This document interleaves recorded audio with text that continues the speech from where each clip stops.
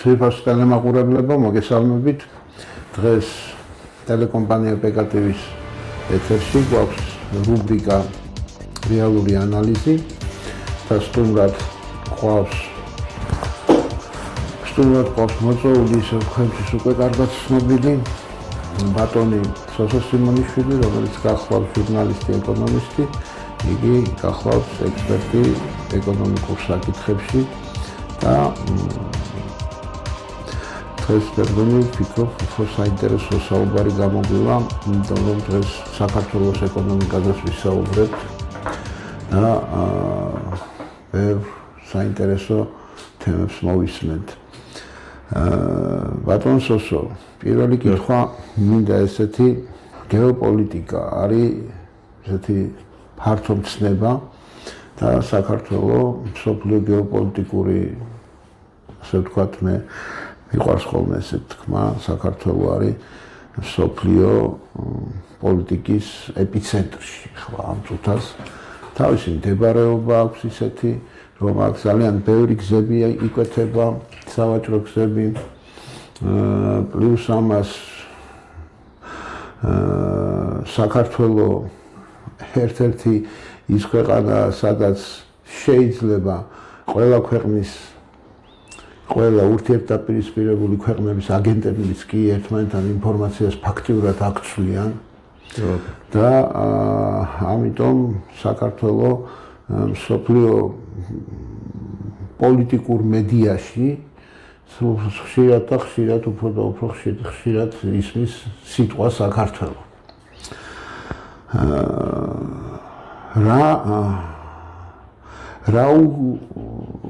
გარემოში უწევს საქართველოს დღეს ურთიერთობა პოლიტიკური თვალსაზრისით და პოლიტიკა ეკონომიკის გარეშე ჩვენ წინა გადაცემებში ვთქვით, რომ არ არსებობს და ეკონომიკა პოლიტიკის გარეშე არ არსებობს. ეს ერთმანეთის გამსაზღვრელი ცნებებია ორივე და ძლიერი პოლიტიკა ძლიერ ეკონომიკას უნდა საზღვავდეს და ძლიერი ეკონომიკა წინაპირობა ძლიერი პოლიტიკის, ასე ვთქვათ, პოლიტიკური ბერკეტების ქონის აუცილებელი ატრიბუტია.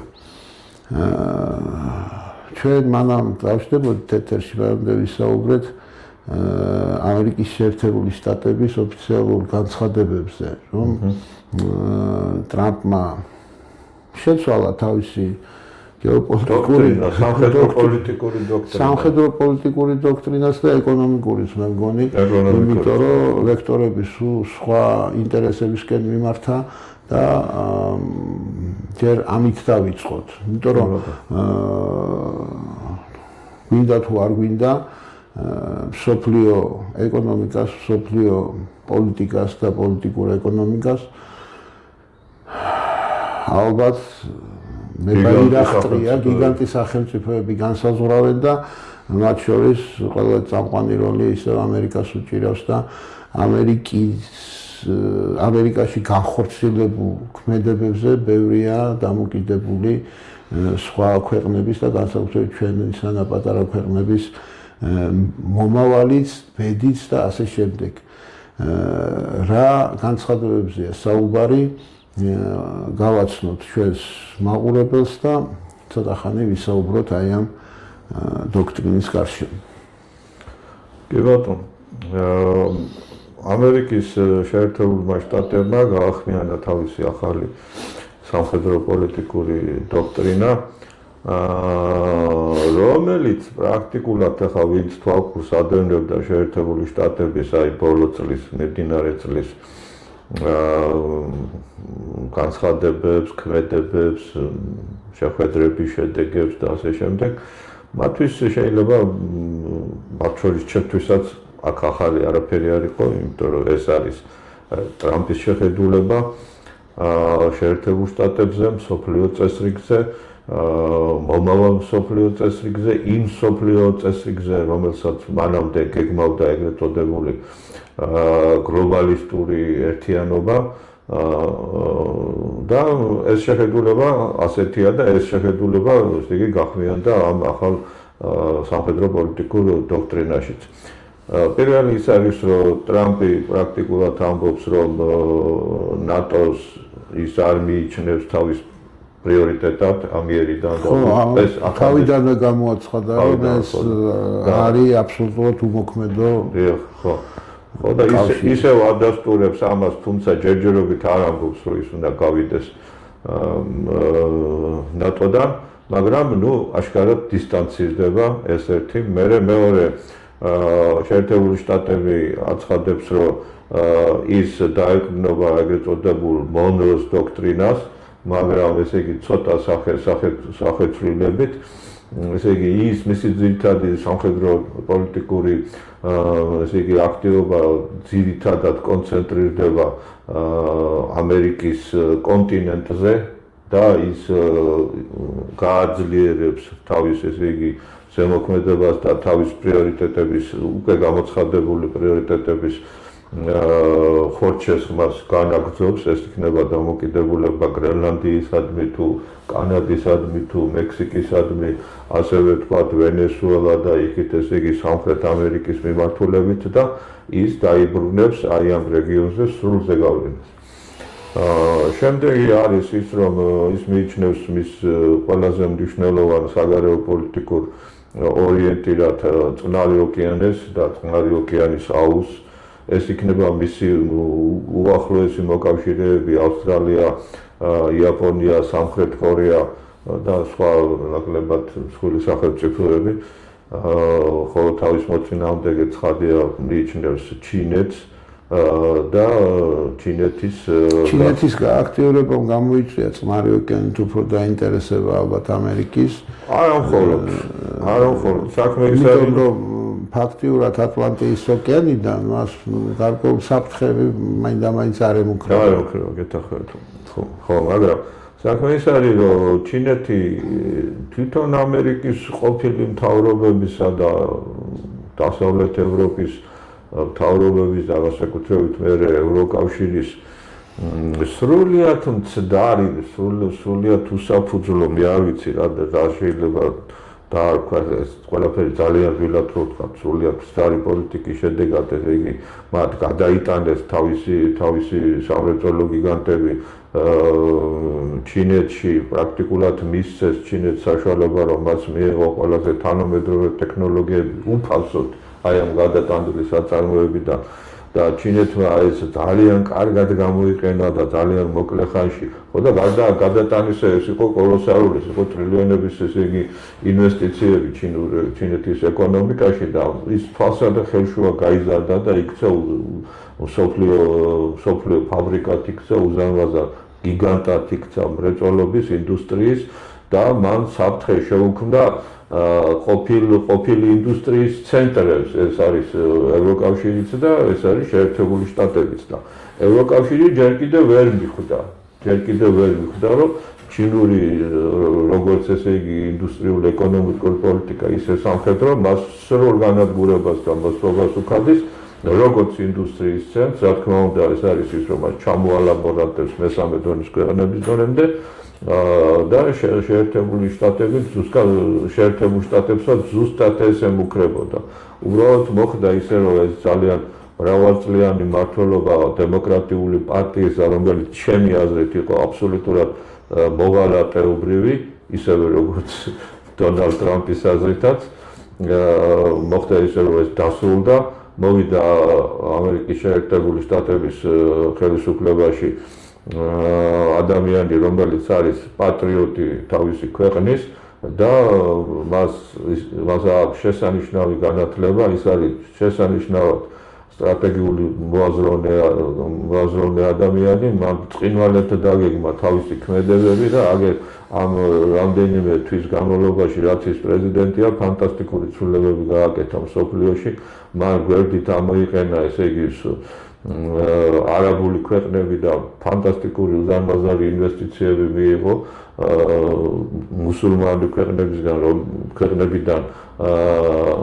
რომლებიც ვითომ და თითქოს და შეიძლება ყოფილიყო მისი მოწინააღმდეგე, რადგან ის მუსულმანური გავლენის ცენტრებს დაემუქრა და კიდეც სერიოზული დარტყმებს მიაყენა, აქ ლაპარაკია შიიტურ ცენტრებზე,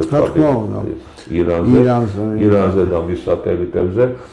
და ისევ რომ დაუბრუნდეთ, ესე იგი აღმოსავლეთის ქვეყნებს, ანუ უკიდურესი ჩვენგან უკიდურესი აღმოსავლეთის, ესე იგი ჩინეთთან ის აწარმოებს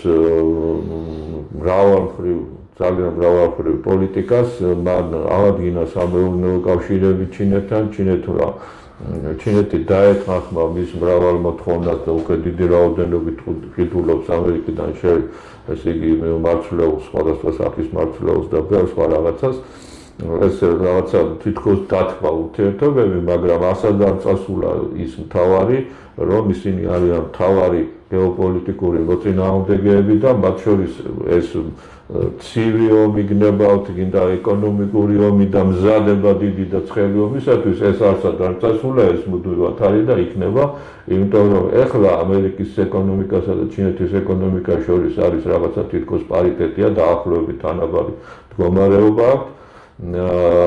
ჩინეთს აქვს ის უპირატესობა, რომ ის ყველაფერს აწარმოებს და უპირატესობა კიდევ იმაში მდგომარეობს, რომ ბევრი ისეთ რამეს არ აწარმოებს, რასაც ისეთ რამეს აწარმოებს, რასაც ვეღარ აწარმოებს შეერთებული შტატები, ხოლო შეერთებული შტატების უპირატესობა იმაში მდგომარეობს, რომ ჩინეთის მოსახლეობისაგან განსხვავებით ამერიკის მოსახლეობა ჯერ კიდევ ძალიან დიდარია. ის არის მთავარი შემსყიდველი ბაზარი. არავინ იმდენს არ ყიდულობს ჩინურ პროდუქციას თუნდაც ჩინურს, ხო. ანუ ყველა იმ წარმოებები, ვინც რაღაცას აწარმოებს, ყველას ოცნება არის, რომ შეიძლება ამერიკის ბაზარზე გავიდეს, ხო და ამით ამერიკის ბაზარი ბევრად ჯობნის თვით ევროკავშირის ბაზარსაც. ხო და აი ესეთი მდგომარეობა და მოკლედ ეს დაალაგა მოკლედ ეს იგი დღევანდელმა აქვე არ დაივიწყოთ ისიც რომ ტრამპმა როგორ თუ არ ვწდები ევროკავშირსაც ჯვარი დაუშვა. ხო, ესე იგი აი ამ მთავარ გეოპოლიტიკურ მიზნებში ევროკავშირი უბრალოდ არ ფიგურირებს. საერთოდ არ არის ნაცნობი. ევროკავშირის არცალია, როგორც ყოველთვის არსალოდა, როდესაც ფაშისტური გერმანია ვითარდებოდა, ევროპელები გულაობდნენ უკაცრავად ამ სლენგისთვის და საერთოდ საფრთხეთაც არ აღიქვავდნენ და ძალიან ზერელე მიდგომები აქვს ევროპულ ქვეყნებს. საერთოდ ისინი უფრო მეც ფიქრობენ უპატრონო ძაღლების სტერილიზაციაზე, ვიდრე თავიანთი ქვეყნის უსაფრთხოებაზე. აი ეს არის მთელი უბედურება ათადან და ბაბადან ევროპული ქვეყნებისთვის. უკაცრავად. ეხლა სანამ ჩვენ დაუბრუნდით, ხო იქ ტაივანზე არის ლაპარაკი, რომ ჩინეთმა მოგეხსენებათ გამოაცხადა, რომ ის 2 წლიან მზადებას იწყებს იმისათვის, რომ მიერთოს ტაივანი. აქ ესე იგი ამერიკა აცხადებს, რომ მას 2 წელი აქვს იმისათვის, რომ საკმარისად გაძლიერდეს, რომ ის იყოს ნომერი პირველი სამხედრო და ეკონომიკური ძალა მსოფლიოში, ну ანუ პასუხია პრაქტიკულად ამ ჩინეთის ამ ესეთ განცხადებაზე. და მინდა ახლა სანამ საქართველოზე გადავიდოდეთ, აქ მინდა პატარა ხიდი, გადასვლის ხიდი გავაკეთო ისევ ტრამპის განცხადებებით. ტრამპი ლაპარაკობს ბატონ სტორმერზე, ბრიტანეთის პრემიერ-მინისტრზე. ის ამბობს, როგორც ყოველთვის, რომ მას შესანიშნავი ურთიერთობა აქვს ბატონ სტორმერთან, მაგრამ სტორმერი ძალიან ცუდად იქცევა. შეხედეთ, რას გავს ლონდონი. შეხედეთ, ვინ არის ლონდონის მერიო. პირდაპირ ამ სიტყვებს ეს არის საშინელებო, ეს ვინ არის. ესე იგი, ეს საოცრება ხდება მაშინ დიდი ბრიტანეთის ქალაქებში. როგორ შეიძლება ამდენი შენი ერის მენტალიტეტისა და რელიგიისა და იმის მოწინააღმდეგე ხალხი მიიღო შენს ქვეყანაშიო და ესე აურიო შენი ქვეყანაო. ესენი პრაქტიკულად უყავენ თავის ქვეყანას. ბატონი სტოლმერი და ეს.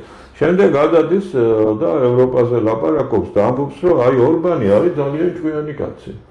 მან მოახერხა დაუკეტა კარიო მიგრანტებსო და თავის ქვეყანაში არ შეუშვაო ეს ამდენი აზიელი ისინი მიგრანტიო და ხო ასევე შესანიშნავად გაართვა თავის საქმესო პოლონეთის ხელისუფლებამ და იმასაც აქებს რომ აი ნახეთ რა კარგად ზრდის პოლონეთი ეკონომიკას ხალხი დასაქმებულია ეს მუსლიმები არ შეუშვა თავის ქვეყანაში ასევე პოლონეთმაც რასაც ვერ ვიტყვით საქართველოს ხო და რასაც ვერ ვიტყვით საქართველოს და მაგას ვამბობ იმიტომ თქვი რომ ეს გადასვლა ასეთი გავაკეთოთ მეთქი და აქ გამოდის რომ ესე იგი აი ეს როგორც წარმოადგენელი აქვს და ჩემი აზრით მე აბსოლუტურად ვეთანხმები ამ წარმოადგენას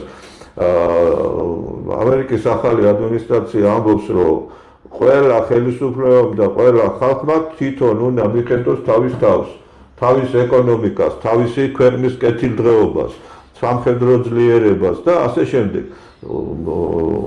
მოჩა დამთავრდა ამერიკა აღარ არის მსოფლიო ჟანდარმიო ეს კაცი ძახით და მიხედეთ იყავით თქვენი ქვეყნის პარტნიორები. არ გაუფრთხილდით თქვენს ძირძველ მოსახლეობას, თქვენს კულტურას, თქვენს რა ქვია ცივილიზაციას. აქვე მინდა ისიც მინდა აღნიშნო რომ მოსვლის პირველივე თვეებიდან ძალიან სწორი ანალიზი გაუკეთა მან მსოფლიო ჯანდაცვის ორგანიზაციის ქმედებას საერთოდ მსოფლიოში და უკვე განცხადება აქვს დაწერილი მალე 1 წელიც გავა და თავისთავად ამერიკა მსოფლიო ჯანდაცვის ორგანიზაციიდან გამოდის. ჩვენთან ამ თემაზე საერთოდ ლაპარაკიც არ არის. ანუ ის კავშირები იქნება თუ ის ევროკავშირი იქნება თუ ეს ორგანიზაციები რომლებიც რაღაცას თითქოს აკეთებდნენ აღმოჩნდა რომ აგერ ამერიკის პრეზიდენტი იძახს რომ ესე დამღუპელია საერთოდ ევროპისთვისაც ამერიკისთვისაც და მსოფლიოში რა პოლიტიკას აწარმოებენ კიდე ღმერთმა იცისო და შეუწყვიტა აბსოლუტურად ნატოს თავისი ფინანსები, იმიტომ რომ უსმათ აღმოაჩინა ამერიკამ რომ მთელ ნატოს ინახავს თურმე ის და ეს ნატოს წევრი ქვეყნები მიზერული თანხების შეაქვთ საწევრო და ზუსტად ამერიკის ამ სიძლიერეს ამოფარებულია ეს ევროპა უდარდელად და დარდიმანდად აგრძელებს ცხოვრებას. არა, უდარდელად კი არა, საკუთარ ქვეყნებს და საკუთარ ცივილიზაციას ანადგურებს. იმის ნაცვლად თავის თავსაც და თავის თავსთან ერთად კიდე ითრევს მოკავშირეებსაც და ამერიკა მოარი თქვა ამ მოკავშირეობაზე ფაქტიურად, ხო? კი ბატონო, დიახ. ამასთან ერთად ესე იგი ეს არ გაუკეთებია ტრამპს, რა ქვია, ესე ხელახებით და ვერ იტყვი რომ ტრამპს ევროპაზე გული არ შეწკივა და ესეც რაღაცას აკეთებს. არა, სხვადასხვა ხერხები ტრამპს უზარმაზარი არსენალი აქვს, ესე იგი ზემოქმედებების და სხვა ხერხების, ესე იგი მან დაყავებით, მუქარით, ხანდახან მოტყუებით, ხანდაცინვით, ათასნაირი საშუალებებით აიძულა ევროპის ქვეყნები, ევროკავშირის ქვეყნები რომ გაეზარდათ მათი ესე იგი წილი სამხედრო საქმეში და თავდაცვაში ხო და ზოგს რაღაცა 9% ხარჯავდა ეროვნული პროდუქტისას ზოგი 1% და ჯერ აიყვანა 2-ზე 2.5-ზე და ეხლა ევროპაზე აქვს ამოცანა ტრამპის მიერ მიცემული ამოცანა რომ 5%-ამდე გაზარდოს თავისი ეროვნული შემოსავლების 5% დახარჯოს თავდაცვაში. ნუ ეს ნიშნავს იმას, რომ ახლა ისინი თავისით ვერ ხვდებიან ეს გამარცხენე გლობალისტები, რომ საკუთარ ქვეყნებს სჭირდება, თავდაცვა ჭირდება. ხო და ესე ტრამპმა აიძულა, რომ ეს გაეკეთებინათ. ახლა აი ჩვენ უკვე ძალიან ორგანულად და ადვილად გადმოვართ ჩვენ ქვეყანაზე. საქმე ის არის რომ რაც აქამდე ვილაპარაკეთ რომ რაც არ მოსწონს და არ მოსწონს ამერიკის ტრამპის ადმინისტრაციას თვითონ ტრამპს ამერიკის მისი წინამორბედის პოლიტიკაში, ასევე ევროკავშირის ქვეყნების პოლიტიკაში, რაც არ მოსწონდა საქართველოს წინა ხელისუფლებას და დღევანდელი ხელისუფლებას ზუსტად იგივეს აკეთებს. რას ნიშნავს ეს, რას გულისხმობს? მაგალითად, ჩვენი პრემიერ-მინისტრს როცა კითხეს, რომ რატომ აქვს საქართველოს ამხელა დეფიციტი 40-45% საგარეო ვაჭრობაში და საგანმანათლებლო ბალანსში, მან თქვა, რომ ეს არის ჩვენი ქვეყნის ეკონომიკის თავისებურება. რას ნიშნავს თავისებურება? ხო, თავისებურება ეს ნიშნავს, რომ ჩვენ უნდა ყველაფერი ვიყიდოთ უცხოელი და ვერაფერი ვერ გავყიდოთ ჩვენი. ხო და ეს ნიშნავს, რომ ჩვენ უნდა გავანადგუროთ ჩვენი ეროვნული ვალუტა, ჩვენი მოსახლეობა გავწიროთ სიღატაკისათვის და ესე იგი, რადგან გინდა არ გინდა სახელმწიფო ხარ რაღაცა სავალუტო შემოსავლები აუცილებლად გჭირდება, თუნდაც იგივე იმპორტის საყიდელად, ესე იგი გამოდის, რომ ჩვენ უნდა მიწები გავყიდოთ და ყველაზე მომდომებული მყიდველები აქ არიან აზიის ქვეყნები, ეს არაბული ქვეყნები იქნება თუ სპარსული, ირანული თუ რა სხვადასხვა. და ისინი ევროპასთან ახლოს მოდიან. ხო, მათთვის ჩვენ ევროპა ახასიათებს. ხო და ზოგი ჩვენ ვილაიეთს გვეძახის, ზოგი ყოფილ საემიროს, ზოგი სამჯახს და ზოგი რა ვიცი რა. ხო და ისედაც არ აქვს ცნობილი სახელმწიფო და ეხლა ეს ცნობილი გამოთქმაა, რომ ომებს არ ვიცი კაიზერის არის თუ ნაპოლეონის აღარ მახსოვს, რომ ომებს იგებენ არა ზარბაზნები, არამედ რკინიგზები. ეს ნიშნავს, რომ ეკონომიკა იგებს, ძლიერი ეკონომიკა და ეკონომიკის თავისებურებად რომ მიაჩნია ბატონ პრემიერს, ეს თავისებურება კი არ არის, ეს არის ავადმყოფობა, ეს არის დაქცევა ეკონომიკის. მაგ იმაზე უარესი არაფერი არ შეიძლება იყოს, როცა შენ იმის ნაცვლად რომ აწარმოო შენს ქვეყანაში მაღალხარისხიანი საქონელი, გაიტანო და უცხოეთში გაყიდო და იქიდან მიიღო სავალუტო შემოსავალი, ან და თუნდაც შენი ქვეყნის ბაზარზე გაყიდო და ამის საშუალებით, საკუთარ ბაზარზე გაყიდვის საშუალებით იმპორტი შეამცირო, ხო? და ეს შენი საკუთარი სავალუტო ხარჯები შეამცირო ამით. ამის ნაცვლად ყიდიან მიწებს, ესე იგი აძლევენ სამშენებლოდ, როცა აკიდიან იმ შემთხვევაშიც კი იმ იმედით, რომ აშენებულ ბინებს იყიდიან, ვთქვათ, პაკისტანელები, არაბები და სხვადასხვა ხალხი, რომლებსაც ჩვენი ისტორიის მანძილზე იმხელა უბედურება აქვს ამ ქვეყანაში დატრიალებული, რომ ყველაფერს თავი გავანებოთ, ესე იგი დღეს ჩვენი მეზობელი მუსულმანური ქვეყნების საზღვრებში არის ჩვენი ქვეყნის ტერიტორიების უდიდესი ნაწილი, უფრო დიდი ნაწილი, ვიდრე დღეს ჩვენ საზღვრებშია. ეს ისე რომ ვთქვა, ზოგი ეკონომიკით მოხდა, ზოგი დიპლომატიით და უმეტესი ნაწილი ცეცხლით და მახვილი. ხო და ეს როცა ხელისუფლებას არ ესმის, ის ძალიან მძიმე მდგომარეობაშია მისი. არა თუ არ ესმის, ცინიკურადაც ეუბნებიან ხალხს, რომ ეს სახლები თურმე რო აშენდება და უცხო სამშენებლო კომპანიები რო აშენებენ ამ სახლებს ამ გაყიდულ მიწებზე, ეს გაიყიდება მოსახლეობაზეო და მოსახლეობა იყიდოსო და არ იქნება ეს უცხოელისო. ამ დროს აცხადებენ იმას, რომ წინასწარ სავარაუდო ფასი კვადრატული მეტრის 8,000-დან 12,000 დოლარამდე არის. ესე იგი 100 კვადრატულიანი ბინა გამოდის $1,200,000. ეხლა რამდენი ადამიანი მოეძებნება საქართველოს, რომ ეს ამხელა ფართები იყიდონ. შეიძლება სულ 3 ადამიანმა იყიდოს თითო ბინა. ესე მგონია. ასე რომ პირდაპირ კარების ესე გახსნა უცხო ტომელებისთვის, იმ შემთხვევაში, როდესაც შენ გახარ და იძახი ადამიანო, რომ აგერ ამერიკა მოვიდა აზრზე და ის კეტავს საზღვრებს, იმიტომ ემხელა უზარმაზარ ინდუსტრიას აბრუნებს თავის ქვეყანას. ამხელა უზარმაზარ სახელმწიფოს ეშინია ამ ექსპანსიის. და თავისთვის დამღუპელად ესეც პატარა მცირე რაოდენობრივი ქვეყანა, სულ რაღაცა 3,5 მილიონი მოსახლით ესე ფართედ უღებდეს კარებს და ამაში საშიშროებას ვერ ხედავდეს, ეს სიბეცია ყველაზე ადვილ შემთხვევაში ცოტა საშუალო შემთხვევაში ცოტა ჭკუას უსტობასთან აქვს კავშირი საქმე და თუ სახელს დავარქმევთ მართლა რაცთან აქვს საქმე ეს არის ღალატი. ღალატი, რომლის და ღალატის შესახებ მუხლი კიდე კონსტიტუციაში არაფრით არ აბრუნებს ეს ხელისუფლება. ამოიღო სააკაშვილმა 2006 წელს, 2007 წელს უფრო სწორად ემზადებოდა სამშობლოს ღალატისთვის 2008 წლის აგვისტოში და ამიტომ ამოიღო და ესენი არ აბრუნებენ რაღაც ამას ხო შეიძლება ეს პარლამენტი ამდენი ხანი სამ მოწვევის პარლამენტი გაიარეთ თქვენ კაი ადამიანი შვილებოდა სამშობლოს ღალატის შესახებ მუხლი მაინც დააბრუნეთ რაც რა თქმა უნდა მე მინდა გაგახსენოთ ერთ-ერთ ეთერში გადიოდა სოფლის მეურნეობის მინისტრის ყოფილი მინისტრის მოკლა ესეთი ინტერვიუ სადაც ის ლაპარაკობდა ჩვენ როგორ დავკარგეთ ჰერეთი და როგორ დავკარგეთ აფხაზეთი.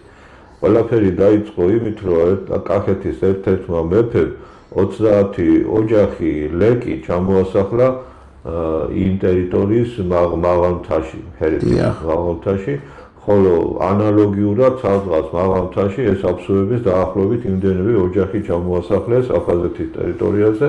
რაღაცა მიზნით და იქ ლეკების ჩამოსახლების სამხედრო მიზნით.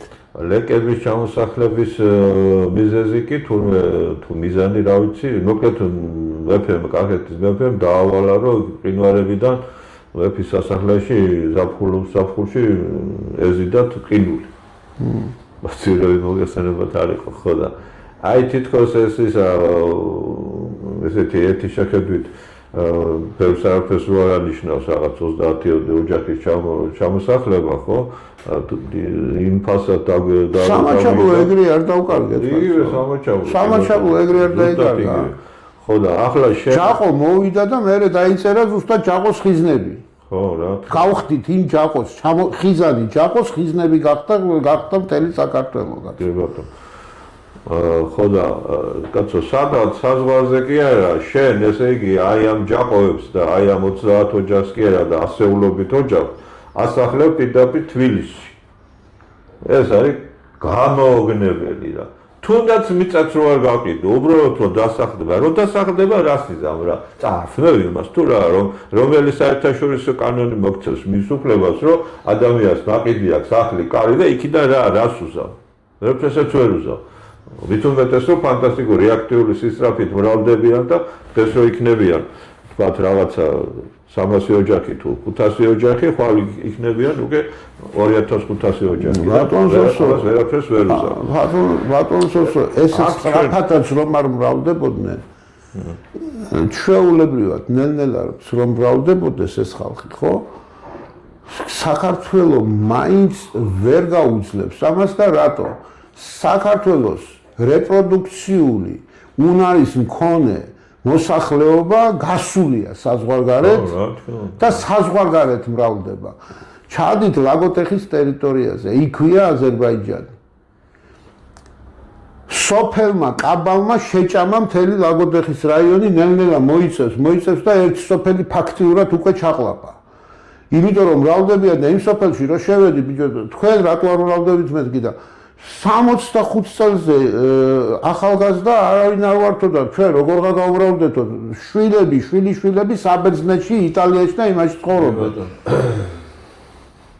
ამას რატო არ ვაქცევთ ყურადღებას კაცო ქართველებს შეუქმნით საცხოვრებელი პირობები და საცხოვრებელი პირობები რო შეექმნათ ქართველებს აუცილებელი არის რომ სახელმწიფომ რაღაცა ეკონომიკური განვითარების პროგრამა წარმოადგინოს და დაიწყოს ამ ქარხანა ააშენოს იმიტომ რომ მოსახლეობას რომ ავალებთ ჩვენ რომ მოდი თქვენ ააშენეთ ყველაფერი მოსახლეობა გაღატაკებულია ის ვერაფერს ვეღარ ააშენებს რა ისიც ბატონ ზაქარია უნდა გითხრათ რომ აი ახლა ამ თავრობას ოცნებას ოცნების თავრობას მისი ეს ნაციონალი მისი ოპაექრეები ისინი ვთქვათ თხოვდნენ ხოლმე რომ 200 ქარხნის აშენებასო ხო შეგვირდითო და სად არის ეს 200 ქარხანა ახლა მე მუშაობდი საპროექტო ინსტიტუტში რომელიც სწორედ ინდუსტრიულ ობიექტებს აპროექტებდა მე ისე ხა მუშაობდი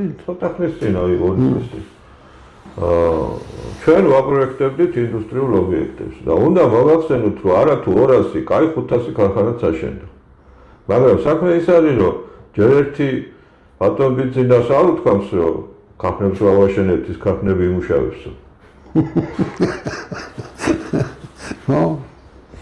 ხო და არც ის უთქვამს, რომ ესე იგი აი ეს 200 ქარხნით უმუშევრობა მოიხსნა, პრობლემა მოიხსნება. აშენდა ბატონო ეს ქარხნები, 200-იც აშენდა და 500-იც აშენდა, მაგრამ არ ამუშავებს. ეხლა რატო არ მუშაობს? რატო არ მუშაობს და საქმე ის არის, რომ ამ ხელისუფლებას ეგ არ უნდა, რომ ეს ქარხნები მუშაობდეს. არც წინა ხელისუფლებას უნდა და წინა საერთოდ სასტიკი წინააღმდეგი. იმის წინა ხელისუფლებამ კიდე საერთოდ ქარხნები, მომუშავე ქარხნები დაკეტა და დაანგრია და გაყიდა. ჯართად გაყიდა. ხო და ეხლა ეს ხო ესე არ ხდება, რომ აი არ უნდა და ეგ თავისი ხდება. არა, მექანიზმი აქვს ამას ყველაფერს კაცო. თუ ისე რა ქვია, ეხლა შიგაწვის ძრავა რო აიღო იქ იმდენი სისტემები, იმიტომ არის რომ საწვავის თქვათ მიწოდების, ანთების, გაგრილების, ეს ყველა სისტემა უნდა ერთად მუშაობდეს. ანუ ნებისმიერი რაღაცა მოქმედი რაღაცა შედგება სისტემებისაგან. ეს სისტემები ეკონომიკაში არის ეგეთი სისტემები, არის ფულად საკრედიტო სისტემა და ფულად საკრედიტო საბანკო სისტემა, არის ფისკალური სისტემა, არის ესე იგი საბაჟო საგარეო ვაჭრობის სისტემა. ხო და ეს სისტემები ყველაფერი ისეა მოწყობილი, რომ თლიანას ზე სისტემას, ანუ სახელმწიფოს ეკონომიკას ანადგურებს. ხელს კი არ უწყობს, ანადგურებს. და სინამდვილეში როგორ უნდა იყოს? სინამდვილეში როგორ უნდა იყოს? ახლა ეს სადღაც 9 კრიტურში და 900 იქით მაშინ რა ქვია, ვიღაცის სეიფში კი არ არის შენახული და ვერავინ ვერ ნახავს. ეს არის კაცო მეცნიერება, ამას მაკროეკონომიკა ქვია, წიგნები არის და წერია იმ წიგნებში. მაგრამ ცირკი ის არის, რომ ამ ქვეყანაში თურმე ესე იგი 2012 წელს როცა ოცნება ხელისუფლებაში მოვიდა და ბატონ ბიძინას კითხეს რაღაცა კითხეს. ხო და ეს როგორ არისო ბატონო ბიძინამ უპასუხა, რომ შვილო, ჟურნალისტი იყო ახალგაზრდა გოგონა. შვილო, ეგ ეხლა რასაც შენ მეკითხებიო, ეგ ისეთი ძალიან რთული რამეა. ეგ არისო მაკროეკონომიკის სფეროდანო და შენ წარმოიდგინეო, რომ აი მეც კი არ ვიცი. ესე იგი ეს რას ნიშნავდა, რომ ჩემს ხელისუფლებაში ხო კაცი შვილმა არ იცის და მეც კი არ ვიცი. ხო, არა და ეხლა როგორ არის, რომ თუ ეს არავინ არ იცის და თუ ეს ქვეყნის ეკონომიკა არ იმართება მაკროეკონომიკის კანონების მიხედვით, ხო, პრინციპებით, ეს მაშინ ეს ამ სახელმწიფოს არ აქვს მიმართულება. ის როგორ გითხრა, ის გავს არა ვთქვათ რაღაც ორგანიზებულ ვთქვათ იმას ორგანიზმს, როგორც შეიძლება იყოს თქვათ ზუზუმწოვრად რაღაცა. არამედ რაღაცა ცილის გროვას, რომელსაც არც ფორმა აქვს, არც რაღაც ამებას გავს. გამიგეთ რაშია საქმე და ესე იგი გამოდის, რომ ესე იგი ლაპარაკობენ, რომ ვითომ რაღაცა ესე იგი ხელი შეუწყოთ იმას წარმოების ზრდას, ლაპარაკობენ. მაგრამ აქედან არაფერი არ გამოდის, ესე იგი ჩვენი იმპორტი მუდმივად იზრდება, ექსპორტი მუდმივად მცირდება, ჩვენი დეფიციტი საგარეო ვაჭრობაში და საგადამხდარო ბალანსში დეფიციტი მუდმივად იზრდება. რატომ? იმიტომ რომ ერთი მიმართულებით თუ აღმათოხნავენ, მეორე მიმართულებით უკუღმა ფარცხავენ, კაცო. ესე იგი, თითქოს ესე იგი ექსპორტს ხელს უწყობენ, მაგალითად რაღაცა გამოფენებს აწყობს ეკონომიკის სამინისტრო ჩინეთში და სადღაცა ჩინური ბაზარი თურმე უნდა დაიფარო. ხო და მეორეს მხრივ კაციშვილი არ ეუბნება მაგალითად ვიღაც სამინისტროებს, ბიუჯეტის ხარჯველი ორგანიზაციები ქვია ყველას გესმის, ვისაც ბიუჯეტი აფინანსებს და მერე ისინი აქედან ფულს ხარჯავენ, ხო ეგრეთ წოდებულ სახელმწიფო შესყიდვებით და ესენი სულ იმას ცდილობენ, რაც შეიძლება ბევრი ვალუტა დახარჯონ. ანუ ესე იგი, ჩვენი ვალუტა კი არა, ევრო და დოლარი. თუ ინდა იოანი ჩვენ სად გვაქვს ვალუტა? ხო, რაცა ხო და ეხლა ერთის მხრივ ფულს ხარჯავ, ქვეყნის ფულს ხარჯავ, მათ შორის ვალუტას ხარჯავ, სადღაც უცხოეთში გამოფენის მოწყობისათვის, რომ მე ვთქვათ იქ ღვინო გაყიდო, ან კიდე უცხოელი ტურისტი აქ მოიზიდო ამისთვის.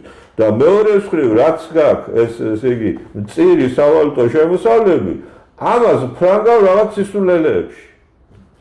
აი თაფლი კიდე შვიდასჯერ მაქვს ყველა ეთერში ნათქვამი თაფლი რატო უნდა ეყიდა შინაგან საქმეთა სამინისტროს რუსეთისგან აი გამაგებინე თაფს მიაქვს საქართველოს ხო და შენ ახლა მაგალითად რო გამოაცხადო შინაგან საქმეთა სამინისტროს რა თუნდა თაფლი რა ვიცი რა თუნდა კაცო აჭმევს შინაგან ჯარს აჭმევს ამას რა ვიცი პირველ რა ბევრი ტონა ის ზურგზე ღვარისმევენ და იმასე ხვას ხებიან ზურგზე მაგალითად ახლა სახელმწიფოს რომ მართლა სიკეთე რო უნდადეს ჩვენი ქვეყნის ეკონომიკის განვითარებისათვის მაგალითად დაახლოებით ესე იგი დავსხავდი ამ ხალხს და დაახლოებით ჩამოვწერდით რამდენი რეისი ყიდვა დასჭირდება მომავალ 5 წელიწადში თუ 6 წელიწადში 7 წელიწადში ვთქვათ ამ სახელმწიფოს და სხვა უწყებებს ხო ამდენი ეს გამოვაცხადებდი რომ აი ამას ვიყიდი შემდეგ წლებში აი მერმის ამას ვიყიდი იქით მერმის იმდეს იმის როგორ შეიძლება დაგეგმო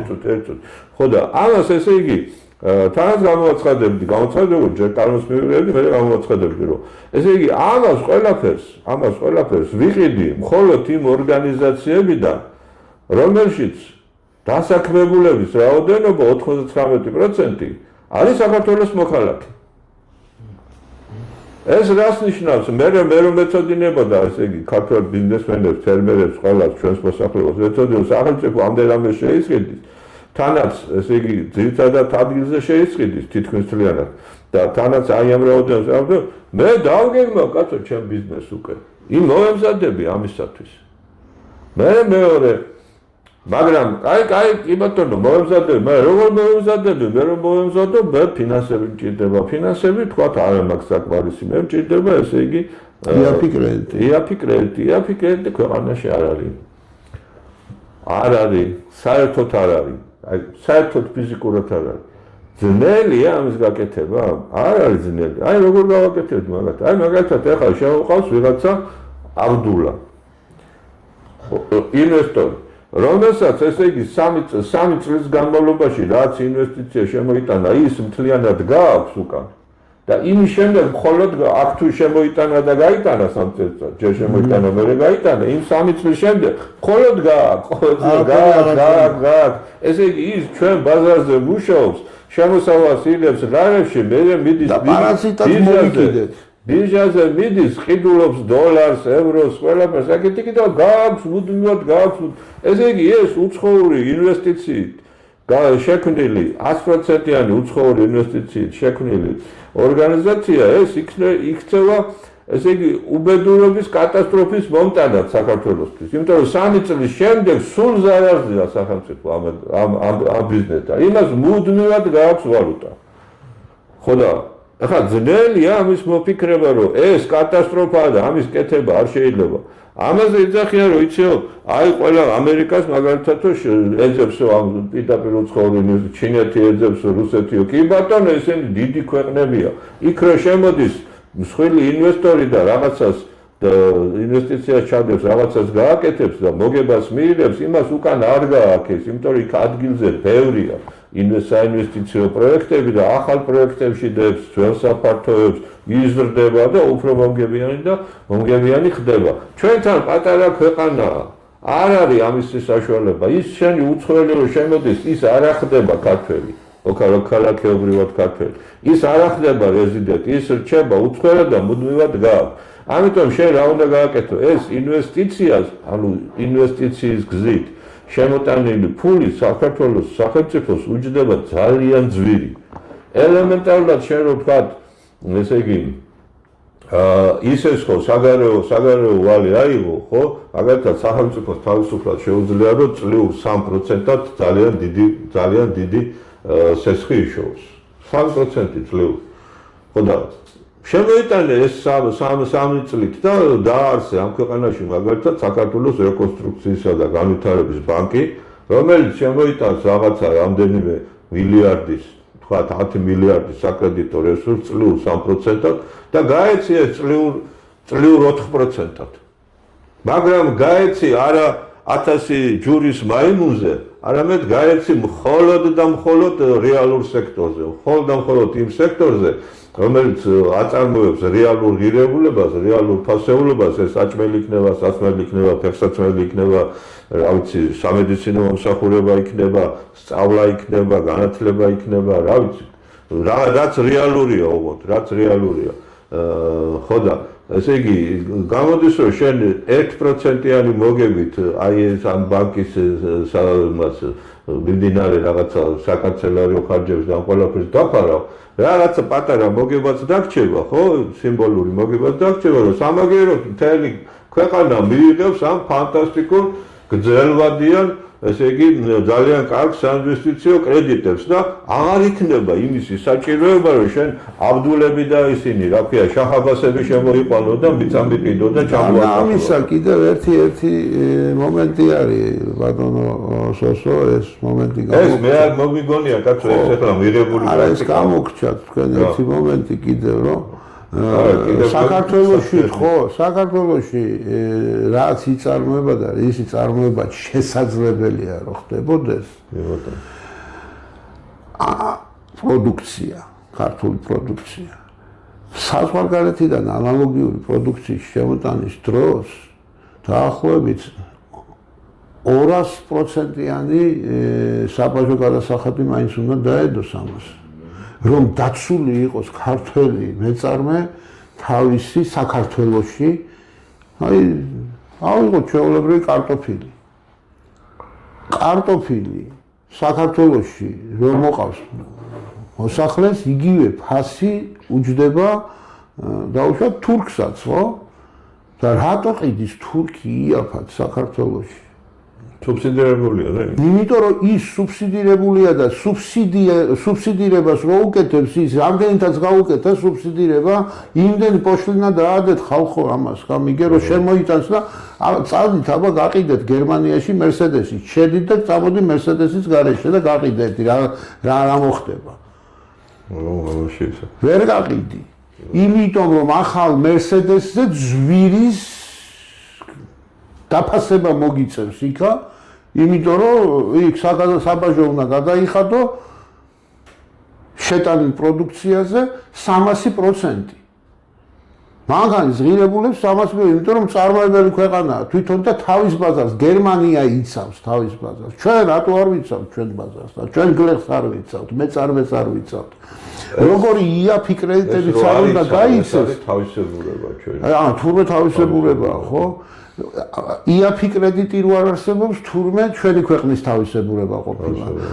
თურმე რომ არ ქართველი მეწარმისთვის საქართველოს ბაზარი რო დაცული არ არის, დაცული კი არა, დაკეტილი. ხო, დაკეტილი რო არის, ესაც ქართული ეკონომიკის თავისებურება და საქართველოში რომ ყბადაღებული სამუშაო ადგილები უნდა შეიქმნას, სამუშაო ადგილები როგორ უნდა შეიქმნას, ხალხო, სამუშაო ადგილები თუ სამუშაოს საშუალებას არ მისცემთ ადამიანებს.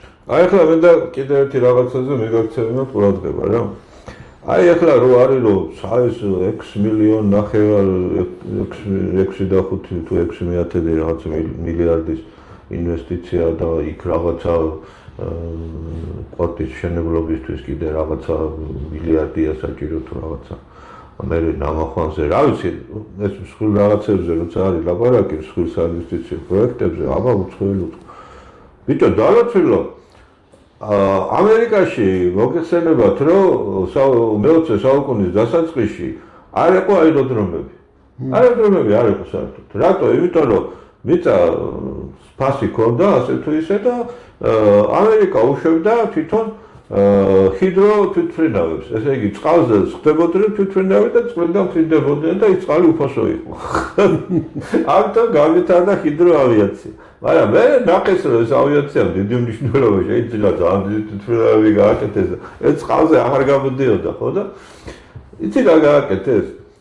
საერთო ეროვნული მშენებლობად გამოაცხადეს და ამერიკელებმა ჩადეს ფული, თელმა ამერიკამ ჩადო ფული ამინისი, რა ქვია, აეროპორტების მშენებლობაში. ესე იგი, ვისაც ხონდა ზოგმა $200 ჩადო, ზოგმა 2000 ჩადო, ზოგმა 200,000, ზოგმა 2 მილიონი და ასე შემდეგ და ასე შემდეგ. ეს ვიდრე ყველა მოგებაში დარჩა, იმიტომ რომ ესე იგი ის აიყიდა ობლიგაციები და ობლიგაციები აიყიდა, ხო და ესე იგი ესეთი ბიზნესი არ შეიძლება წამგებიანი ყოფილიყო.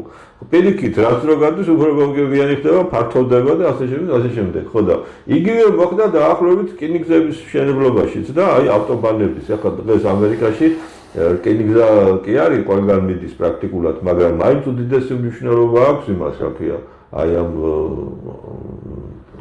ავტობანების, ავტობანი გერმანულია, მაგრამ ამერიკულ ავტობანებს, იმიტომ რომ მატარებლები დიდი უზარმაზარი ისინი დადიან მანქანები იქ ამერიკაში, ხო და ესე იგი ამერიკამ მისცა თავის მოქალაქეებს საშუალება რომ უზარმაზარ კოლოსალურ საქართველოს რო არ დაესიზმრება ისეთი მასშტაბის პროექტებში ჩაედოთ ფული ჩაედოთ და მოგებით ჩაედოთ ეს ფული. ჩვენ რატო ვწირავთ საქართველოს მოქალაქეებს იმისათვის რომ მათ ვერაფერში ვერ მიიღონ მონაწილეობა. მათ არ რატო წავარჩვით უფლება რომ ქართველებმა საქართველოს მოქალაქეებმა ყველაზე მომგებიან პროექტებში თავისი პატარა წვლილი შეიტანო და იქიდან გქონდეთ მუდმივი შემოსავალი. რატო არ უნდა გქონდეთ? გამაგებინე. ნამახვანშიო ის უნდა ავაშენო. კი მაგრამ უთხარი ნამახვანელებს, აბა უთხარი ეს იქნება ჩვენი ეროვნული პროექტი. და თქვენ მიიღეთ მონაწილეობა ყველა ეტაპზე, დაპროექტების ეტაპზე, ყველაზე ყველაფერში გეძვით და ჩამოვლენ თავის თავკაცებს აირჩევენ, დასხდებიან ეს პროექტი იმიტომ არ ვარ ისე ხო არ გავაკეთოთ, ესე ხო არ გავაკეთოთ და ყველა ნამახვანელი და ყველა ქართველი მესიამონები ჩავდებდი, არ ჩადებდი რაღაცას კაცო ნამახვანის პროექტში, როგორ არ ჩავდებდი, მომგებიანია, რატო ბიჭო რაღა აბდულას უნდა გაატანოთ, ჩვენ ჩავდოთ რა, ჩვენ მოვიგოთ, ჩვენ ვიხეიროთ, საქართველოს მოქალაქეობა არ შეიძლება. ეგეთი რა თავისებურება აქვს ამ ქვეყანას, რომ ქართველმა არასოდეს არაფერი არ უნდა მოიგოს და არაფერი არ უნდა შეიძინოს.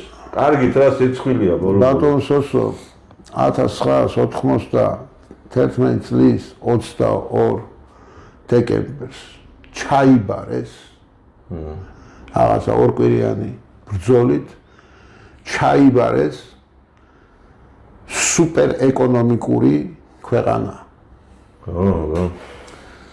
სადაც მუშაობდა ელმავანმშენებელი ქარხანა, სადაც მუშაობდა ჩარხშენებელი ქარხანა, სადაც მუშაობდა საავიაციო ქარხანა, სადაც მუშაობდა ავტოქარხანა ქუთაისში, სადაც მარტენი სხუმელი იდგა და მეტალურგიული ქარხანა მუშაობდა, ფეროშენადნობი ქარხანა მუშაობდა.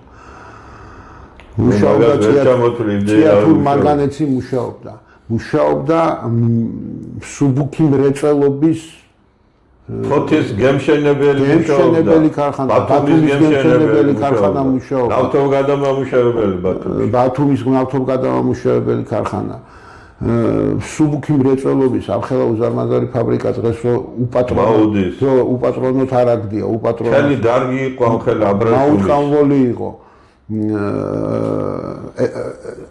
ელმავალ მშენებელი ვთქვი, ელმავალ შემკეთებელი ქარხანა კიდე ცალკე იყო. ვაგონ შემკეთებელი. რამდენი ერთი ჩამოთვალო, სამეცნიერო ინსტიტუტები, კვლევითი ინსტიტუტები, ესენი სულ ყველა მუშაობდა, ხალხი ყველა დასაქმებული იყო, თბილისში მუშაობარი ადამიანი არ არსებობდა. ჩაიბარეთ ესეთი ქვეყანა. 92 წლის 7 იანვარს.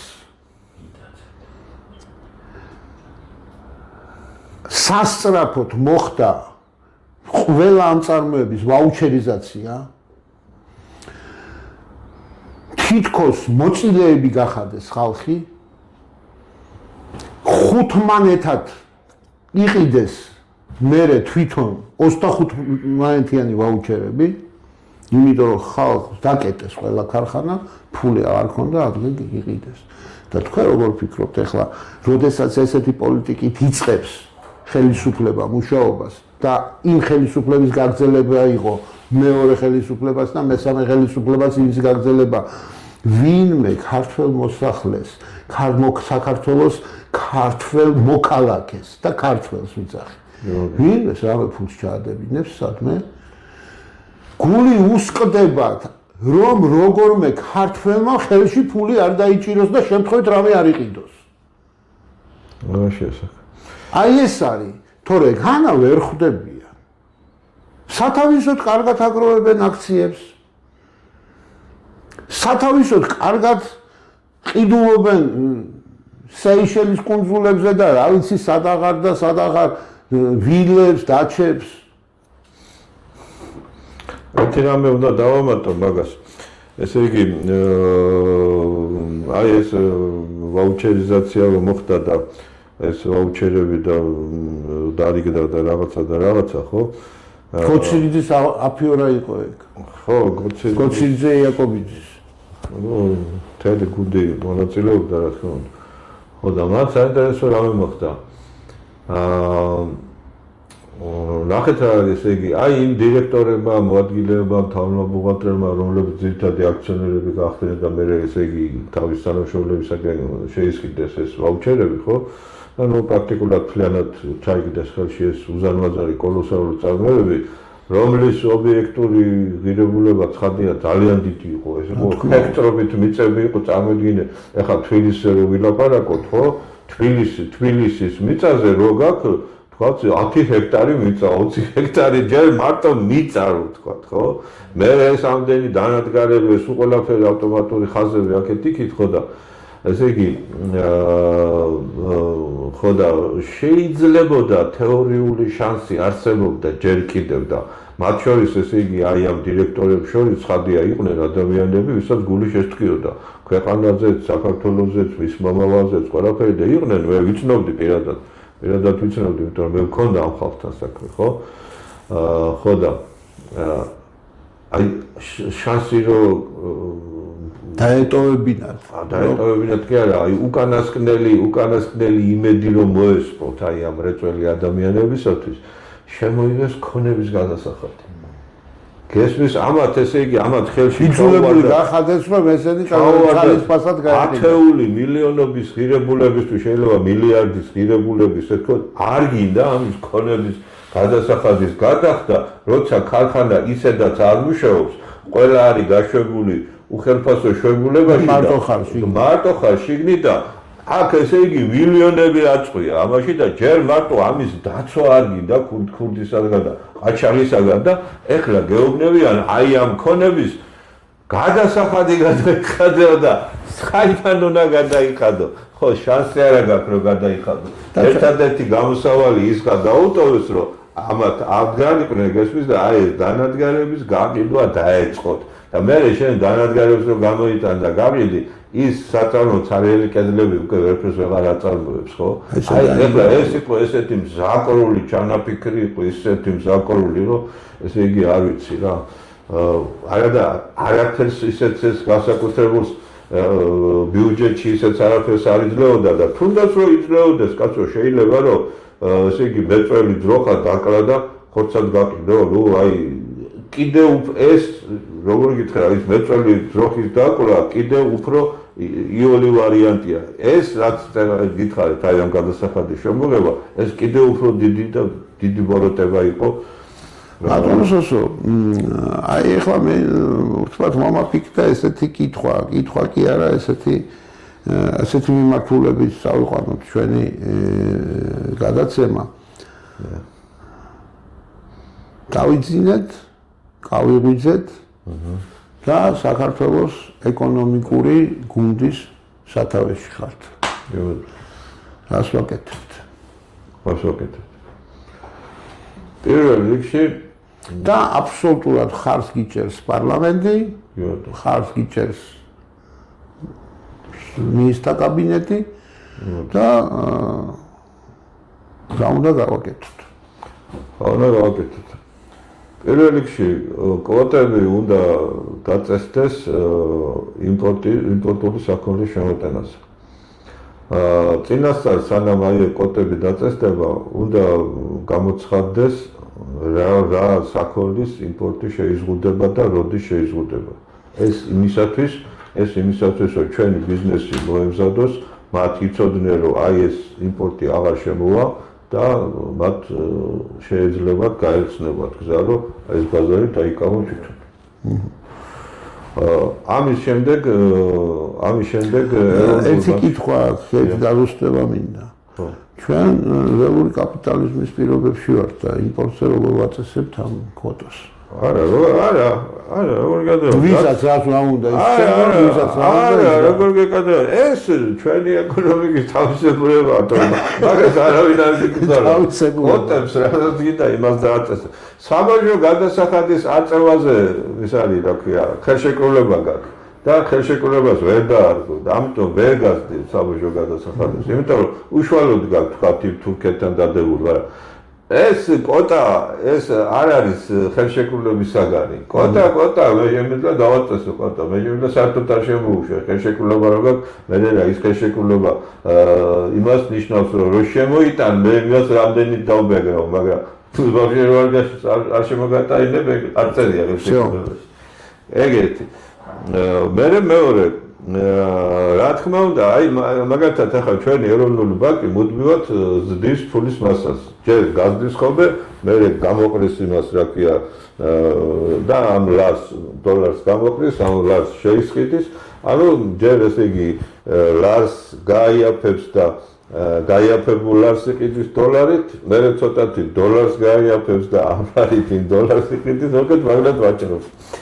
ხო და ეროვნულ რა ქვია კომერციულმა ბანკებმა ადვილად რომ ბევრი ფული იშოვონ, აი ამ კომერციულ ბანკებს ეროვნული ბანკი აძლევს ხოლმე ეგრეთ წოდებულ რეფინანსირებულ კრედიტებს, ხო და აი ამ რეფინანსირებული კრედიტებით პრაქტიკულად ესე იგი შეფარულად კომერციული ბანკების ხელში ძალიან დიდი სიმდიდრე გროვდება. ჰაერიდან მოხსნილი არაფრის ესე იგი აბსოლუტურად ემისიური ლარის საშუალებით ეროვნული ბანკი აძლევს კომერციულ ბანკებს დოლარის დიდი რაოდენობის შესყიდვის საშუალებას.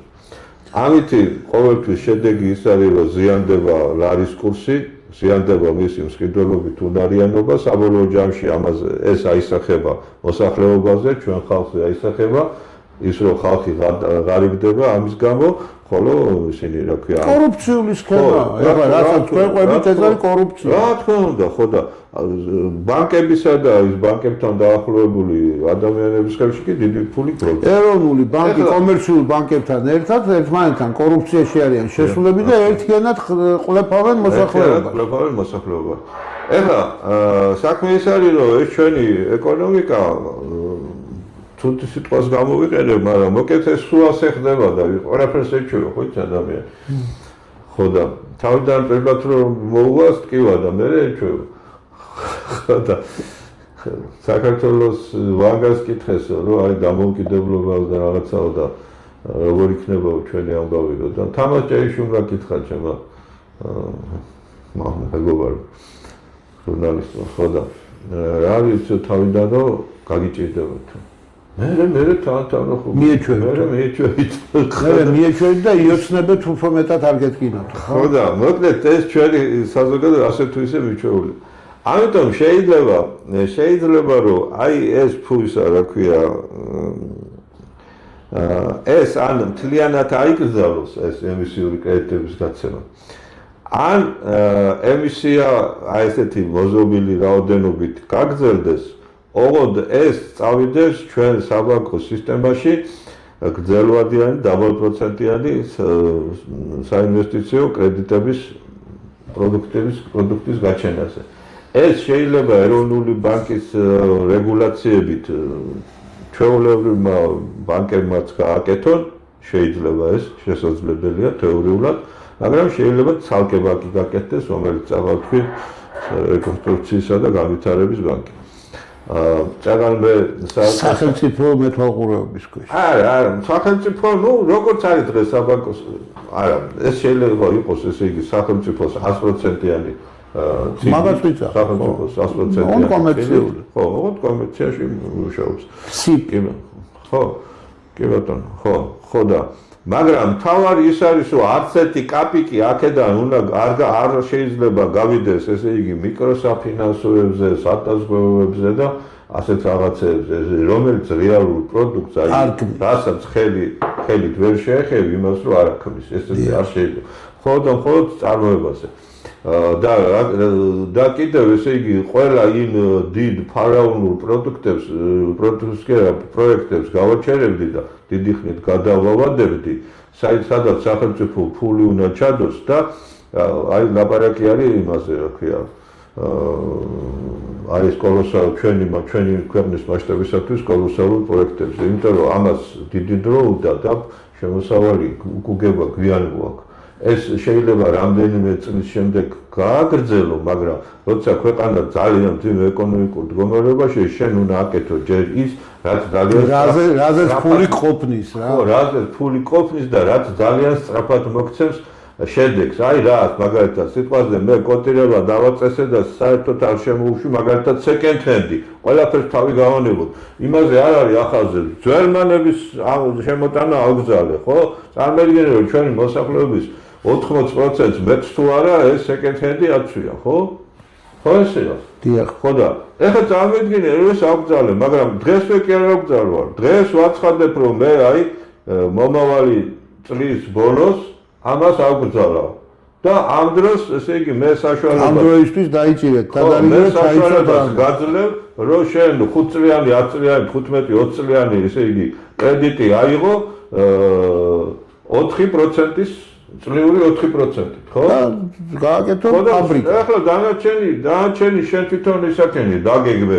აი, ჯინსები არ შემოვა, ფოტოსები ისედაც არ შემოდის, მაგრამ ნუ როგორც არის რა, ტანსაცმელი ძირითადად.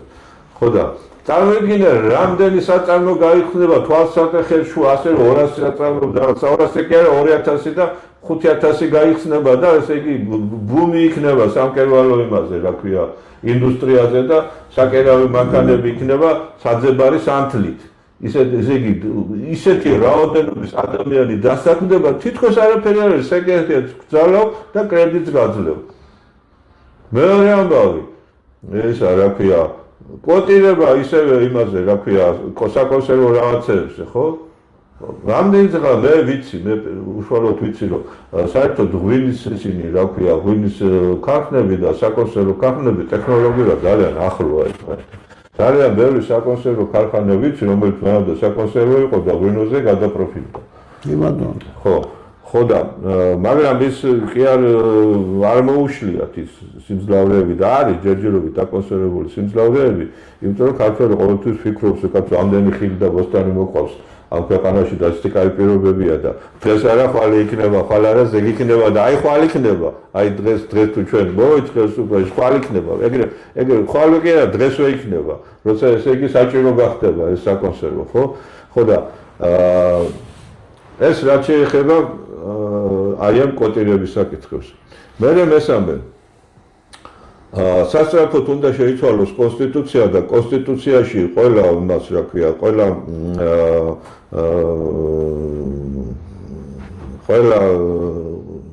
იმ მომდეთ ესე დავიწყოთ თავიდან. მთავრობის თავში, სადაც კონსტიტუციაში არის მთავრობის თავი, ხო? როცა იკითხოთ, რომ აი რა ევალება მთავრობას. კითხულობ და გამოდის რომ არაფერი არ ევალება. არაფერი მოვალეობა არა. ხო და იქ უნდა ჩაიწეროს რომ მთავრობის მოვალეობა არის აი ამ ქვეყნის ხალხის კეთილდღეობის მუდმივი ზრდა. შეიძლება არ ჩაწერო ამდენი პროცენტით, მაგრამ ჩემია დრო ჩაწერო, კარგი იქნება, იმიტომ რომ ეს არის კეთილდღეობისთვის ზრუნვა. ხო, ზრუნვა, ნუ იტყვის რა, რაღაცას მოიგონებს ზრუნვა, მაგრამ ახლა შენ თუ პროცესს ჩაწერე, ეგ უკვე დაკანონებულია. ხო და ერთადერთი კარგი გააკეთა სხვათა შორის სააკაშვილმა, რომ გადასახადების ზრდა კონსტიტუციით აკრძალა. ეს რაც გააკეთა, მართლა კაი გააკეთა. ხო და შემდეგ ეროვნული ბანკი. ეროვნული ბანკის თავში არ წერია, რომ ეროვნულ ბანკს რამე ევალება თუნდაც ლარის სიმყარის შენარჩუნება. რომ რამეზე პასუხს აგებ. აქაც ეს ვალდებულებები და პასუხისმგებლობები აუცილებლად უნდა გაიწეროს. შემდეგ ესე იგი ქვეყნის ეკონომიკის ზრდაზე და კეთილდღეობის ზრდაზე პასუხისმგებელი არის არა მხოლოდ ეკონომიკური მიმართულების სამინისტროები, არამედ ყველა სხვა სამინისტრო.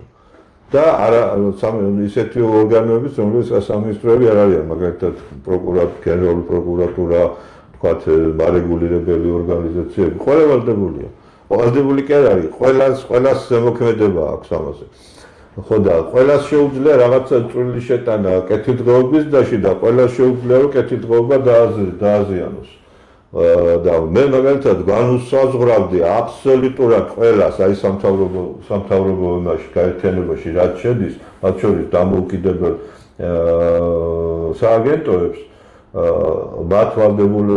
მათ მათაც რომ გაიზიარონ აი ეს ვალდებულებები და თუ ნუ ეხლა ჩემი პროგრამის მიხედვით ასე არის რომ თუ პირველი წლის ბოლოსათვის ეკონომიკის ზრდა და კეთილდღეობის დამა არ შეადგინა მინიმუმ 10% და თუ შემდეგი ანუ მეორე წლის ბოლოსათვის თუ არ შეადგინა უკვე 15%, მაშინ ესენი ყველა ამათ ხელმძღვანელობა ყველა ტოვებს თანამდებობას. რა თქმა უნდა, ყველა რჩება მოვალეობის შემსრულებლად, მაგრამ პარლამენტს წინადადება ეძლევა რომ გამოაცხადოს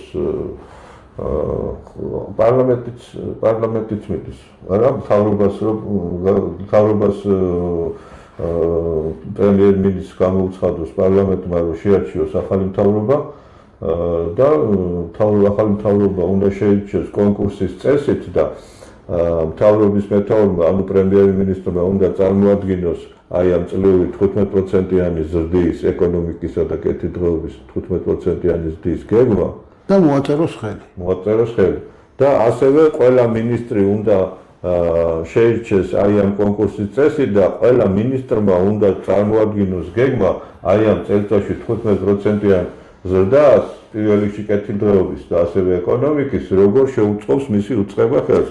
პროკურატურის ჩათვლით. რატომ პროკურატურის? იმიტომ რომ პროკურატურას თავისუფლად შეუძლია რომ შენ დაგინგრიოს ყველა გეგმა. კითხვა ესეთი. ამ 15%-იან თუ რა ვიცი რამდენსაც ვარაუდობთ ზრდას ხელი მოაწერა პრემიერ-მინისტრმა, მე ამ გუნდით ამას გავაკეთებ და ვაწერ ხელს. არ შესულდა ერთხელ მიეცა წინადადება რომ მეორე კონკურსის წესით დაირჩიოს ხალხი. კიდე მეორედ მოაწერა ხელი და კიდე არ შესულდა. თაღლითობისთვის არ ვიჭერთ. თაღლითობის მოხლე იქნება ხო იქ, რა თქმა უნდა. თაღლითობისთვის არ ვიჭერთ, თხოვნა აწერ ხელს. ხო, არა, ნახეთ რა ხდება. თუ პირველი წლის ბოლოს 10%-იან ზრდას ვერ მიაღწია, იქ არ წერია პირდაპირ 15%-იანს. პირველი წლის ბოლოსათვის 10%-იანს უნდა მიაღწიოს.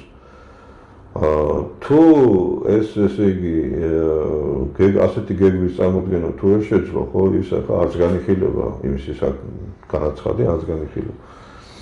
ახლა ვინც შეძლო ასეთი რაღაცის წარმოქმნა, ცხადია ეს განაცხადი განიხილება და მისი გეგმა განიხილება კარგად.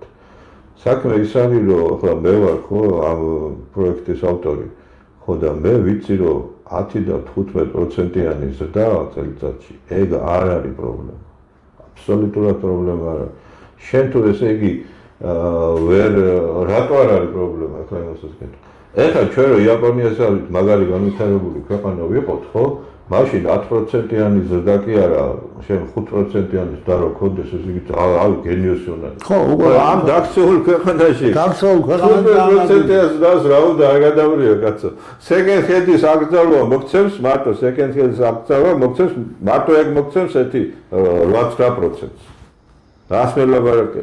ესე იგი შენ უბრალოდ შეზღუდავ იმპორტს და ადგილობრივ წარმოებას გააკეთებ და ეს აი უზარმაზარ სხვასთან ხოთა სხვათა შორის კამათი და ეს 15%-ო ეხლა ესო რამდენად რეალურია მე ვთხარი გეთახმები მეთქი რომ ჩემი აზრით იქ 20%-ზე ნაკლები ნამდვილად არ იქნება მაგრამ 15% ნუ ეხლა ცოტა ისე მეთქი აი აგარიში გაუწია რაღაცებს ხო და არა ეს მხოლოდ მოჩვენებითია თუნდაც გონიო 15% ბევრი არაფერი ბევრი არ არის შენ თუ ესე იგი ქვეყნის დამაქცევა ეკონომიკურ პოლიტიკაზე უას სიტყვი უბრალოდ არ დააქცევ შენ ქვეყანას ეს უკვე 15%-ს მოქცევს დღევანდელი ჩვენი ეკონომიკა არაფერი 10 ლარის ნიშნულზე დგას და სულ სახლდარო მოიტანოს პრემიერ-მინისტრმა 5 მანეთი და მიადოს 50%-იანის და არ უნდა არაფერი სახლდარო დანა კაცო ესე იგი ელემენტარულად შენ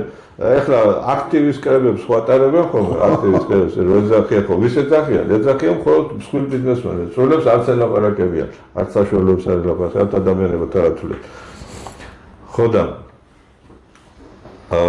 აი მსგავსი რამე მოხდა სამხრეთ კორეაში მოკლედ სამხრეთ კორეაში იყო კორეის ომის დროს ძალიან დიდი გრევა კორუფცია და უბედურება ქურდობა საშინელება ტრიალებდა ხო და ნუ ახლა ხალხს ამოვიდა ყელში ეს ყველაფერი და მათ შორის იყო ერთი გენერალი რომელმაც თქვა რომ ნუ უნდა გადავარჩინო ჩემი ქვეყანა და გამოიყარა ტანკები და ჩააყენა ქალაქში აქეთ ყველაფერი აქეთ იგი და გამოაცხადა სამხედრო დიქტატურა ხო და ნუ რა თქმა უნდა ძალიან აღშფოთდნენ და შეშფოთდნენ დემოკრატიული ქვეყნები და ამ გენერალმა შეუთვალა მე კაცო მე გიჟი და ვიღაცა კი არა ვარო მესმოთოსა დემოკრატია მაგრამ ჯერო წესრიგი უნდა დავამყარო ჩემ ქვეყანაში წესრიგს დავამყარებ მე დემოკრატიაც იქნება და ყველაფერია მარტო დახას მაცალებთ ხო და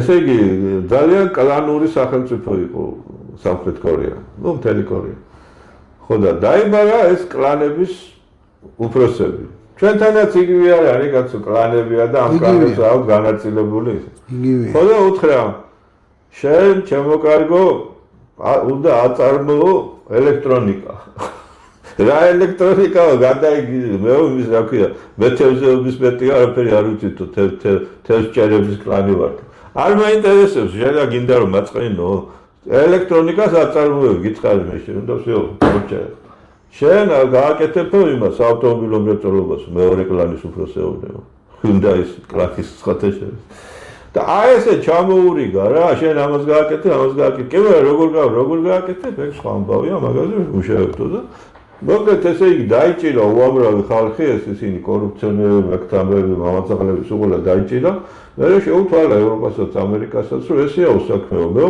დასაჭერი ხალხი უკვე დავიჭირეო ხო და ეხლა წესრიგი უნდა დავამყაროთო და ამერიკა რა ქვია თქვენ ამ ინდოჩინეთში ამერიკა შეუთვალა ჩვენაირი ერთგული მოკავშირე ვინმე ყავთო არ არა ყოს ხო და აგერ ჩინეთია ჩრდილო კორეა და ჩვენ ვართ ერთადერთი ოთხივე მოკავშირე ბიჭო მოგვეხმარებთო ჩვენ ინდუსტრიის გარეშე გადარჩენის შანსი არ გვაქვს ჩვენ ყველა ვარიანტში შევჭამ ჩრდილო კორეაც და ჩინეთიც ჩვენ თუ არ გვექნება მრეწველობა თუ არ გვექნება ინდუსტრია ჩვენ დავიღუპებით და თქვენც არ გეყოლებათ მოკავშირე ვიხდნენ რომ ეს გენერალის წელს ლაპარაკობდა კაცო და მიეხმარდნენ აი ახლა ეს ისა საავტომობილო მრეწველობა კორეაში შექმნა General Motors-მა და Ford-მა აი ამ General Motors-ის და Ford-ის ზუსტ ანალოგებს უშვებდა თავიდან კორეა და მე დადგა ფეხსა და თავისი მოდელებიც გააკეთა ხო იგივე მოხდა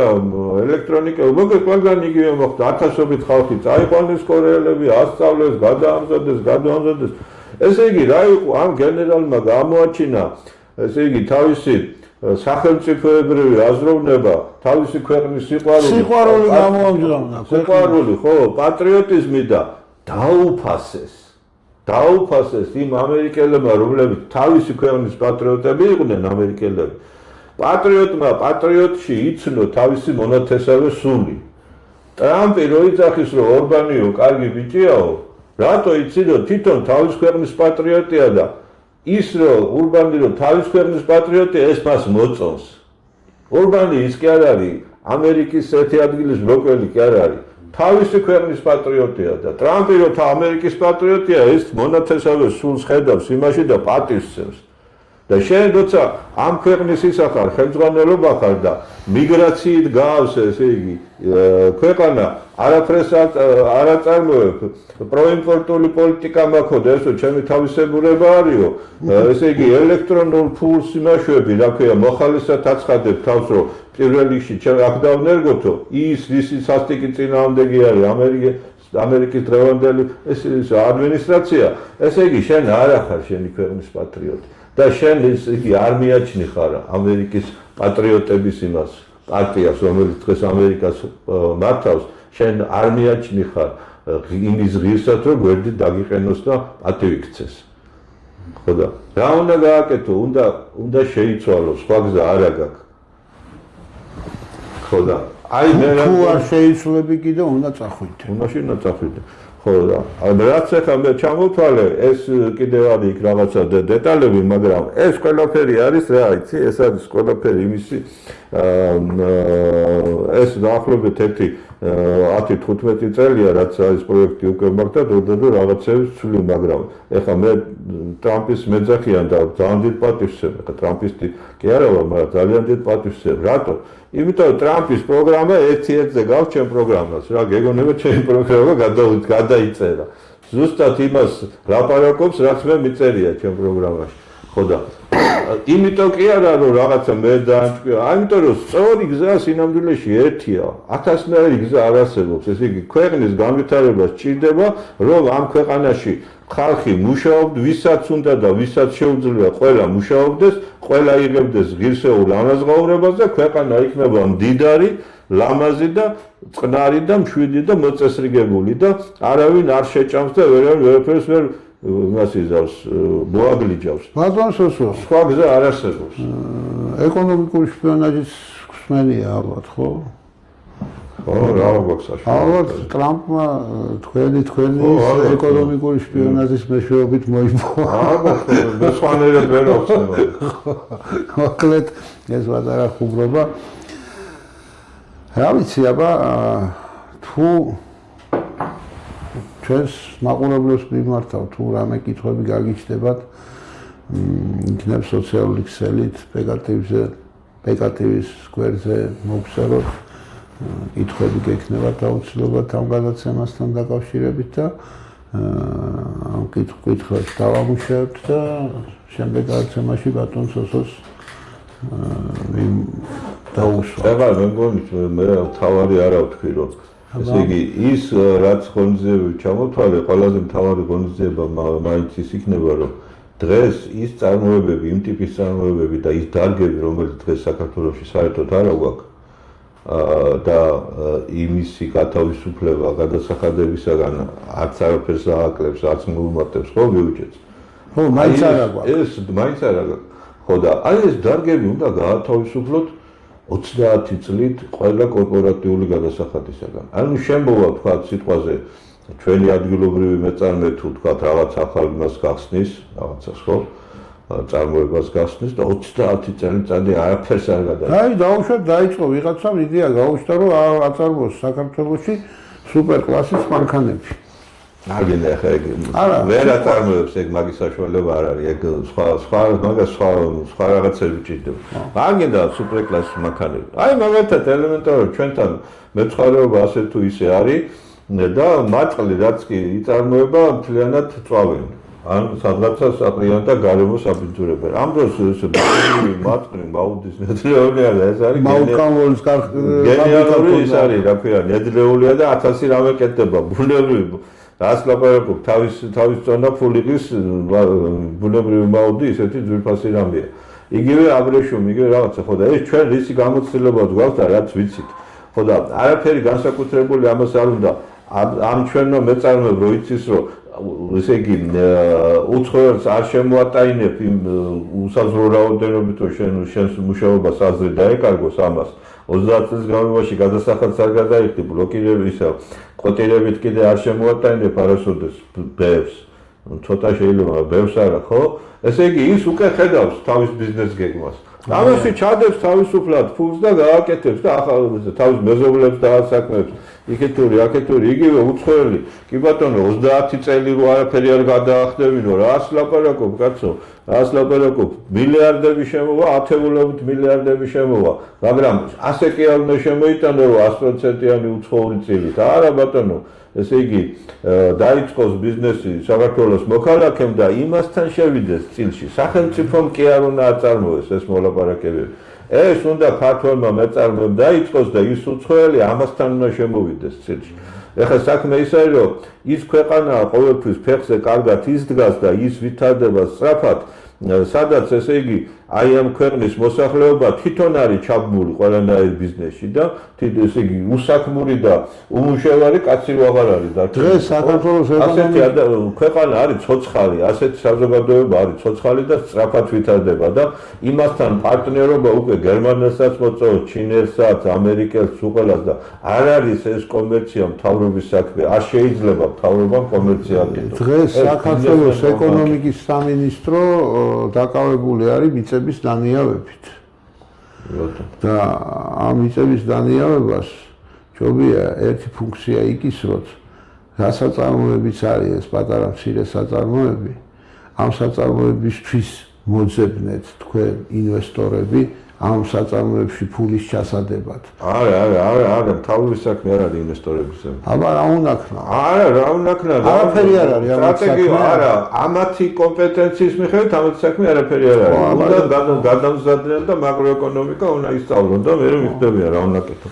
ეხლა რაც შეეხება იმას კიდევ, რა ქვია, სოფლისა და ქალაქის ურთიერთობას, ეს არის ძალიან მნიშვნელოვანი რაღაცა. დღეს ქალაქმა თავისი ქალაქიდან გააძევა სოფელი.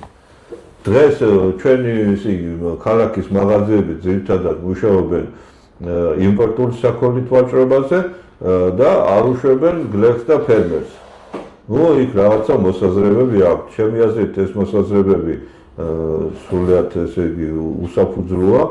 თავარი ის არის, რომ ვინც არიან იმპორტიორები ჩვენთან, თავარი მსხვილი იმპორტიორები, ეს ესე იგი სუპერმარკეტი ბაზარზე არ უშვებენ. ქსელებიც მათია და ესე იგი ისინი თავის შემოტანილ საქონლით ვაჭრობენ. ეს არის დამღუპელი. აი აქ უკვე შეუძლია რომ მთავრობამ და ქალაქის მთავრობამ მათ შორის ესე იგი როლი შეასრულოს. ეხლა მე მინახავს ეს ჩემი თვალით, ეს მე ჩიკაგოში მინახავს, ვილნიუსში მინახავს, რიგაში მინახავს, ბერლინში მინახავს, იტალიაში მინახავს. საქმე რა არის, რომ მაგალითად ფერმერებს უნდა ქონდეს, უნდა ქალაქმა მისცეს საშუალება, უნდა მისცეს დიდი სავაჭრო მოედნები, სადაც ესე იგი ფერმერები ჩამოვლენ თავისი ტრანსპორტით, თავისი აი მიკროავტობუსებით თუ საბარგო მანქანებით დააყენებენ ამ მანქანებს. ეს უნდა იყოს დიდი უზარმაზარი ისინი, რა ქვია, ქუჩებით ასე დაგეგმილი, სადაც ორ მხარეს დადგება ფერმერები საბარგო მანქანებით და შუაში კიდევ მანქანებით მყიდველები შემოვლენ და გააჩერებენ და იყიდიან, ხო, ერთი კვირის სამყოფს იყიდიან, უფრო მეტისას ეს ბოსტნეული იქნება თუ რა ხილი თუ რაც იქნება, ხო, მანქანიდან მანქანაში ვაჭრობა. ხო და ეს ესე იგი დიდი ტერიტორია უნდა, მაგრამ ეს არ არის პრობლემა. აი ქალაქთან რო იყოს 1-2 თბილისს რო ქონდეს 2-3 ასეთი ტერიტორია, ხო ჯერ ესეთი სოფელი ამოისუნთქავს, იმიტომ რომ სერიოზულ კონკურენციას გაუწევს. წარმოიდგინეთ, ესე იგი ამისი მაგალითი არის, რომ ქართველ ფერმერს მაგალითად შეუძლია ყველაზე მაღალხარისხიანი ბოსტნეული ერთლარად მისყიდოს ქალაქელებს, ერთლარად და მოგებაში იყოს. როცა უცხოური იყიდება 7-8 ლარად, იგივე საქონელი. და წარმოიდგინეთ, ცალკე ქალაქელი საოცრად იჩაგრება ამის გამო და ცალკე სოფლის მაცხოვრებელი იჩაგრება, რომ არა აქვს საშუალება სადღაც გაყიდოს. და ეს ყველაფერი იწვევს ისევ და ისევ იწვევს ინფლაციას, ისევ ლარის გაუფესურებას, ისევ ქვეყნის დასუსტებას და ისევ ეს არ არის და ის რა ქვია, თავისებურება ეკონომიკა. ეს არის სიგიჟე. ამას ქვია ავადმყოფური ეკონომიკური პოლიტიკის უქოლობა. ავადმყოფურად უქოლობა ეკონომიკური პოლიტიკის. ხო, როგორ შეიძლება ქვეყნის ეკონომიკური პოლიტიკა მის დაქცევას ემსახურებოდა. მარტო. რომელიეთი უნდა თქვათ.